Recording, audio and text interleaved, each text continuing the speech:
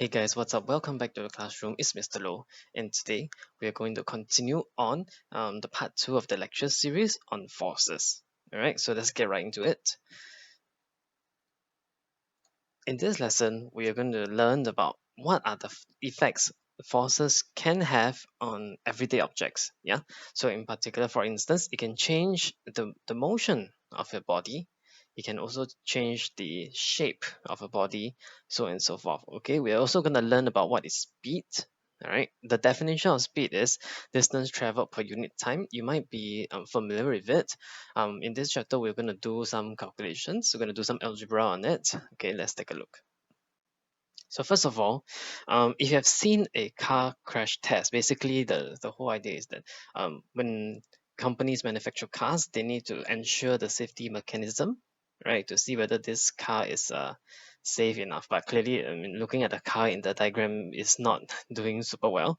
But of course, the test ensures that the safety mechanisms are in place. For example, the airbag, so on and so forth. Yeah. So the whole point of the process of the test is that they'll put a dummy, a dummy into the car, and they would drive the car into a wall on an obstacle and see how the crash turns out to be. Filmed using a slow motion camera. Yeah, so if you actually go on YouTube. The videos on car crash and car crash test, sorry, and you look at the whole process, you can see certain effects of forces, in play on the car, right? So it definitely can change the shape of the car and stop its motion. That's during the crash itself. Wow, good luck to the dummy. Yeah, they can also make the car begin to move. That's when you will step onto the accelerator and the car begins to move. Okay, and of course, to change the direction of the motion of a car, in fact, any object. Okay, we'll see more of that example later. Okay, so these are everyday examples of uh, how when do you use forces? Yeah, for example, yep, opening a window or a door, right? You need to push the window out in order to so-called open it, right? Pressing the lift up button, squeezing your toothpaste, turning on the tap. Now notice that for the first example, opening of window and turning of tap, right? Depending on the type of window, as I said just now, if the type of window that you're opening is the kind that will push outwards instead of sliding kind of window, right? And turning on the tap, these are turning effects or rotational effects forces can have on objects. Okay, this is something that we'll learn later on in the chapter. So just heads up, yeah. Okay, so of course, forces can change the shape and sizes of object. You can compress things. You can also stretch things. You can also mold the shape of an object. But please take note here. Please take note here. Okay, you might need to take down on your note somewhere that forces can do many things to objects, right? Changing the motion and the shape. But one thing it does not do, please pay attention, it does not do is it does not change the mass of an object.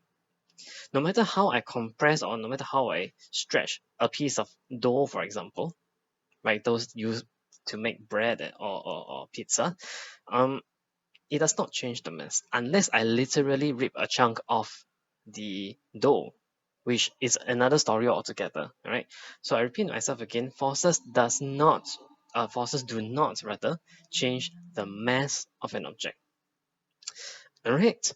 So moving on. Okay, so if you can see in this diagram is for sports players, yeah, it'll be familiar to you, right? Um, what forces can do to a ball, you can start moving the ball, you can change the direction of the ball to pass to your teammates, you can, get it to move faster when you're trying to score a goal, all right? And the goalkeeper, exerts a force to stop the ball, so on and so forth. So this is a daily life example as well. Yeah, so these are the keywords here. Please take note. Okay, so you can see that, this is a list of things that from the sports example you can see. All right, particularly, change the speed of a moving object. So as I stated at the start of the chapter, humans have started to realize long ago that, forces are related to the motion of an object. Yeah, it can slow down and speed up. the objects. Yeah, so that's a lot of mathematics going on there. Okay, later we'll learn how to calculate speed. Of course, please take note, in questions they might tell you an object is initially stationary. So the word stationary here refers to not moving. Yeah. Please don't confuse with your pencil and eraser, the stationary. All right, that those stationaries are spelled with an E. This is spelled with an A. All right.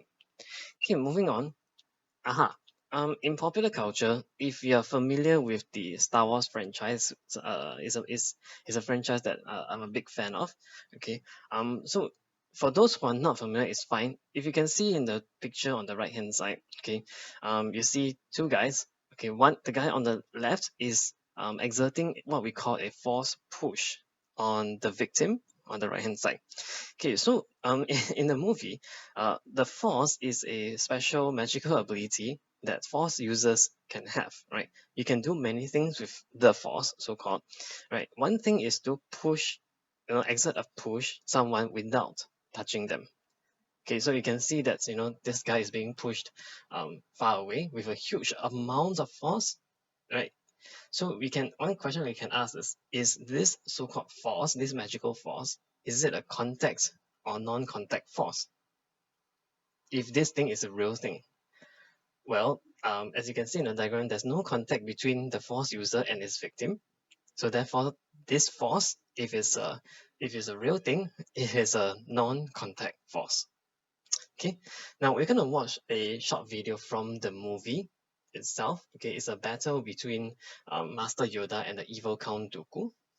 Okay, we can see how forces, are in play in their battle. Let's take a look.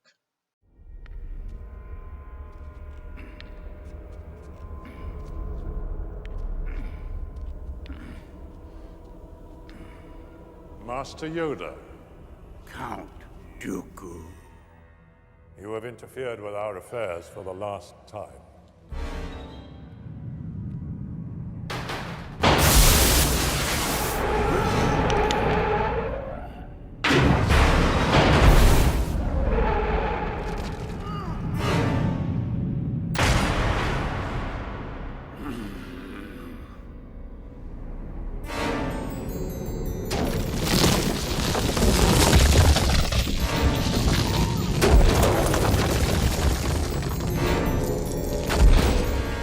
Powerful you have become, Dooku.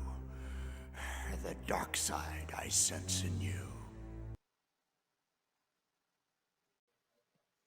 Okay, so after we have seen the short clip, the short fight between Master Yoda and Count Dooku, um, I hope you have identified certain places whereby forces are at work, um, that changes the motion of the objects. Yeah. So let's take a look. If you cannot find this, if you cannot remember these two places, these two scenes, you can rewind again and find them and see how these objects, their motions are being changed. So for instance, here, Count Dooku used the force to move two objects here. This one stuck onto the wall to get it start moving, as well as the rubbles in the ceiling to get them to start moving downwards. Yeah, to crash into Master Yoda. The forces also change the direction of objects. You can see how Master Yoda uses the force to deflect, incoming objects in this way. Right? These two objects were originally hurled towards him, and he uses the force, which actually um, it's not real force, it's fictitious effect, okay, to move the things away from him. But imagine if this imaginary force is real, the physics is still a bit relevant here and there. Okay. Of course, yeah, once the ceiling rubbles are dropped onto him, the force is used to stop, the rubbles from falling down. So you can try to spot the physics behind different movies as you watch them. For example, what are the movies that are full of action? Avengers, for instance, right? You can see how the physics are at play. When they are producing these movies, they actually hire physicists to consult on the realisticness, so-called, of the physics at work in the movie. Okay, so um moving on. Okay, we're gonna learn about speed. Yeah. I'm not sure if you have seen this before, but essentially, okay, the definition of the speed. Okay, please commit this to memory. Is defined as the distance traveled per unit time. How much distance is covered in a particular frame of time? Okay, and the SI unit is meters per second. Okay, but of course, you know that there are other units used for speed that we can see around us. For instance, if you are traveling in a vehicle, then what is the unit for the speed? Kilometers per hour. Am I right? Right, kilometers per hour. Okay, we will also see how to convert from one form of unit to another. For instance, kilometers per hour to meter per second. Right.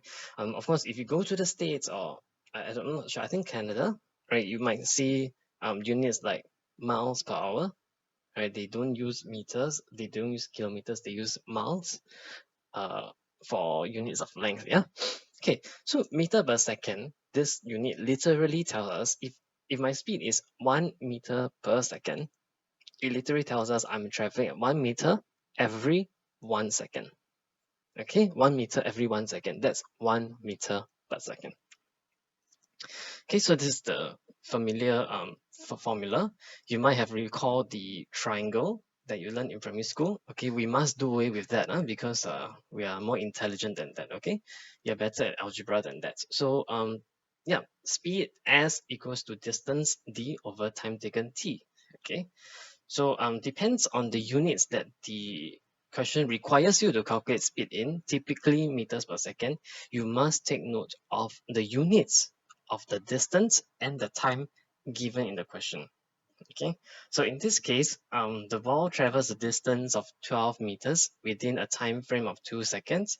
Okay, the distance is in meters and the time is in seconds.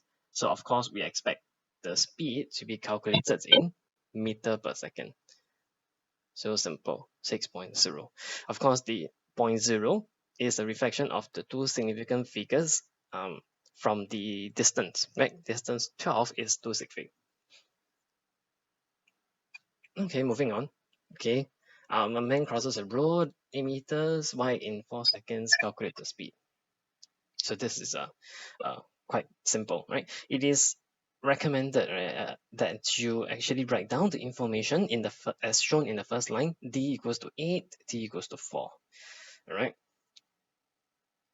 Okay, moving on. This okay. So of course, this question assumes one thing, right? So in exams, question might ask you name one assumption that you made in the calculation. Of course, this is a higher order thinking question, yeah. So so I'm here to get you exposed to this kind of questions. What is the assumption that you made when you take distance divided by time for the man crossing the road? If you're not sure, let me review the answer. You're assuming that the man crosses the road at a constant speed, right? Because if he's accelerating right at the start and slowing down nearing to the other side of the road, then of course we can't really use this formula. We can, but it's meant to calculate average speed. Okay, if you have seen the concept of average speed before, then good for you. If not, this is meant for upper sec. Yeah. Okay, moving on. Oh, so we're done for this video. Okay, so let's recap a bit. We have learned the various effects of forces. Okay, it can change motion of objects. It can change the shape of the object. But one thing it does not do, remember, is does not change the mass of an object. Okay, it does not change the mass of an object. We've also seen how force is that work, the physics in popular culture, as well as how to calculate speed. All right, with that, I'm going to end the video here. Take care.